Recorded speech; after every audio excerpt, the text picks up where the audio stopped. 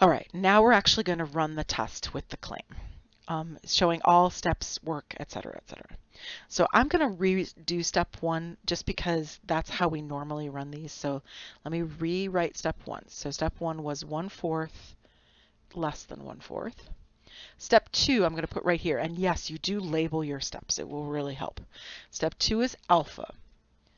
Right? Well, alpha is your level of significance. It's your probability of a type 1 error. So it's 0.01. It was given. So that's easy. Step 3. All right. Now I have to tell you, step 3 is the step everybody hates. Step 3 is nobody's favorite. Once you get past step 3, it's all easy sailing.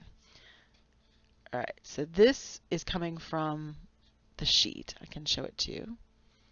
It looks like that. That's the formula for the test statistic. It's right here. Oop, I lost my sheet. Oh, there it is. Put it over on the other side of my desk. Right there, right? Technically, it's either one of these, but we don't have the standard error, so we use this one on the right. Okay, so let's think. P0 is the part that I know, right? This is where the work comes in, because we're going to show the substitution and all of that. So I know the P0 is 1/4. So wherever there's a P0, I can write 1/4. Wherever there's a Q0, I can write 3/4. I know my N in the denominator was 1068. And then P hat. P hat would be the sample proportion, right? This comes from the sample. This comes from H0, right? So let me go back up here and let's look for our samples. So they conducted a poll of 1,068 random adult Americans and found that 18% of them, right there, that's from that group, that's from that sample. So that's P hat, 0.18. Goes right there. Now, here's where things get really fun. I don't want you to type that into Desmos because it's a nightmare. Right? And also, you know, we're not actually going to use Desmos very often for things like this. Once we hit chapter 11, we don't even touch Desmos. So I want you to learn how to find this from StatCrunch, because StatCrunch will find you not only this answer for 3, but find you the answer for 4 as well. So we want StatCrunch to do our work for us. Lovely. Okay, so that would be great. Let me grab StatCrunch. I have instructions. It says go to stat, proportion stat, one sample with summary. So that's what I'm going to do. Stat, proportion stat, one sample with summary. But I have a problem. I have the number of successes requested. Now I know the number of observations. That was N. That was 1,068. But up here I need X, my number of successes. I don't have that. So I'm going to have to find it. All right, so we need to make a note. And sometimes you will be given X. You just weren't in this particular problem. So we need to find X. Let's make some notes for ourselves here.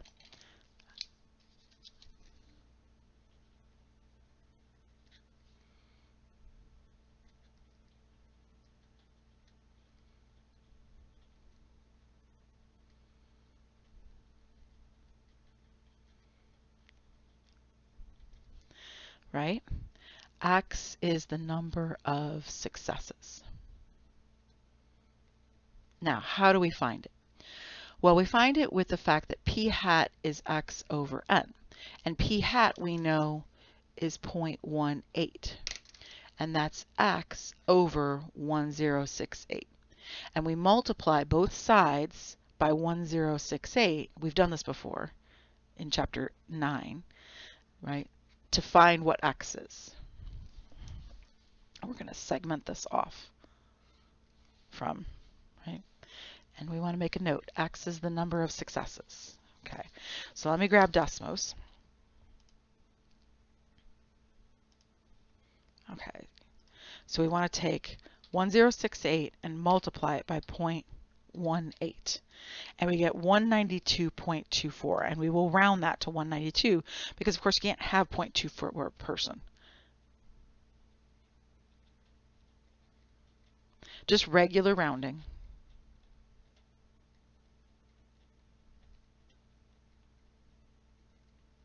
There we go. Okay, so now I can use StatCrunch because I can go to StatCrunch and say, hey, I know my number of successes. It's no problem at all. I know that my X is 192. My N is 1068. And then I'm going to do a hypothesis test, but I'm assuming 1 divided by 4, 1/4. That's my null and alternative hypothesis. And then my alternative direction is a less than because I'm doing a left-tailed test, right? Because we believe it has decreased. And then super critical, you want to make sure you check this box down here for the optional p-value plot because that's your step 4. So then I say compute, and there it is. And I can see my test statistics right here. I can see my p-values right here. Honestly, though, everything you need is on the second page. So you can see up here it says page 1 of 2 at the top of that box. And there's a little arrow in the bottom right corner. If you click the arrow, it shows you the next page. And this is what you really want because it has your step 3 and your step 4. Right? You can see the answer to step 3 is negative 5.3. And you can see step 4 because step 4 is this picture with the p-value. All right, so negative 5.3. So I now know this is negative 5.3, and I now know that I can draw a curve. And way over here on the left, I'm going to have my z0, which is negative 5.3. Very important that we label these things. And this tail right here, that little tail that was red in the picture, that's the p-value, which is lower than 0.0001. So small that StatCrunch gets lazy and doesn't even bother to tell us what it is. That's how small it is, right? So it's extremely small. All right, so then we have to make a decision, right? So step 5. So if we look at it, it says, okay, we've done our test statistic, right? We got our picture. Oh, I better make a note, right? That this value and this picture come from StatCrunch.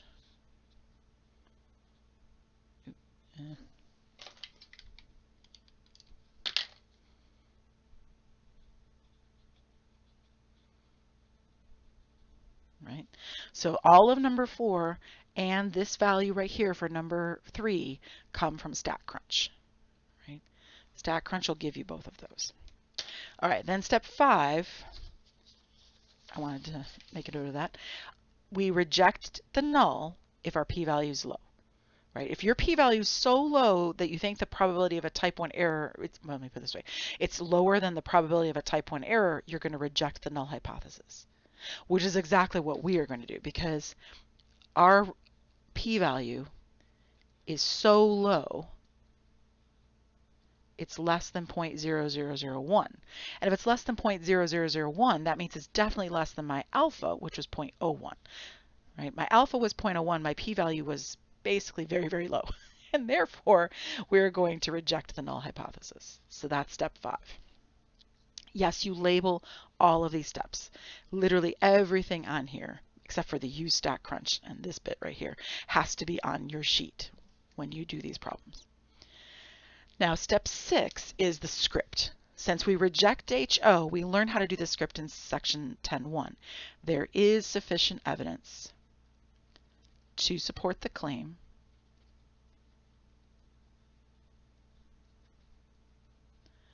and then we just have to write what the claim was. The claim is always H1, so it's the P is less than 1/4. However, I will tell you that most of the time it's up here somewhere. So it's the researcher believes, that's a good word because that's usually a claim, the percentage has decreased. So percentage of what? The percentage of Americans that pay with cash. So we can just say that the percentage of adult Americans that pay with cash is lower than 1/4. I ran out of room. There. there. I didn't like how that was, so I just erased my paging numbers. All right, so there's sufficient evidence to support the claim that the percent of adult Americans that pay with cash is below 1/4 or is lower than 1/4. And there we have it. All 6 steps, everything worked out. All the work shown, everything labeled nice and clearly. You want to label all 6 of your steps. Step 3 is the worst because you have to show the formula and the substitution and the result you get out of StatCrunch. And don't forget that in proportion problems, a lot of the time, not all the time, but a lot of the time, you're going to have to go find what x is. If you were given a percentage p hat instead of x, you're going to have to find it.